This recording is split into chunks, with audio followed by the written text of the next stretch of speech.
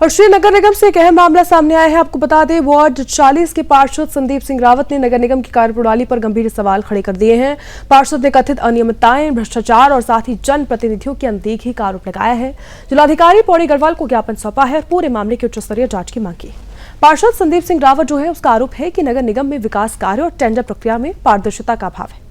उनका कहना है कि सूचना का अधिकार यानी आरटीआई के तहत मांगी गई जो जानकारियां हैं उसमें भी समय पर ये उपलब्ध नहीं कराई जा रही हैं।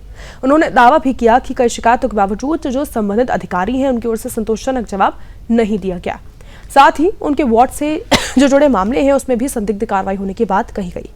पार्षद ने नगर निगम परिसर में अनुशासनहीन गतिविधियां जो है, साथ ही गौशाला संचालन में कथित गड़बड़ियों के आरोप लगाए। हालांकि मामला केवल प्रशासनिक अनियमितताओं से सीमित नहीं है। पार्षद का कहना है कि जनहित से जुड़े जो मुद्दे हैं उसे उठाने पर उन्हें दबाव और प्रताड़ना का सामना करना पड़ रहा है।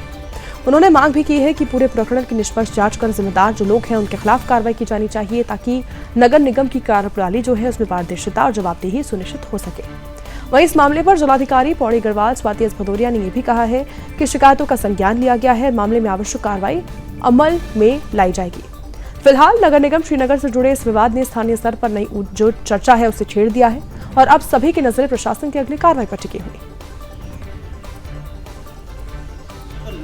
जिलाधिकारी को जो 25/5/2026 को मैंने जनता दरबार में जो ज्ञापन दिया था उसके सापेक्ष मैं आज सारे साक्ष्य उनके सामने लेकर आया हूं।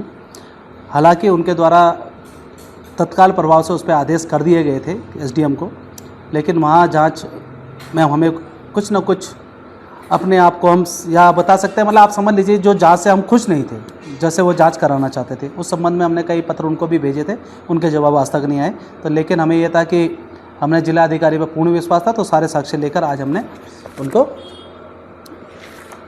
दे दिए हैं। लेकिन जैसे जिलाधिकारी महोदय को मैंने ज्ञापन दिया उसके बाद वहाँ से वो सारे पोल वहाँ से हटा लिए जाते हैं और ये दबाव बनाने की कोशिश की जाती है कर्मचारियों के द्वारा धरना देकर और नोटिसों से कि संदीप रावत की आवाज़ को दबाया जाए और उसके क्षेत्र में काम ना किया जाए, कहीं ना कहीं मेरे क्षेत्र के साथ भेदभाव किया जाए। इसको लेकर मैं आज ज्ञापन देने आया। पार्षद जी आए थे, इनकी पूर्व की भी शिकायत एक प्राप्त हुई थी हमारी जनता दरबार में, उसमें भी तत्काल कार्रवाई की गई, जांच भी कराई गई और उनकी कुछ शिकायत थी कि मिनट्स नहीं मिल रहे हैं, वो सब भी तत्काल इनको प्राप्त हुआ, तो वो भी आज उन्होंने अवगत भी कराया।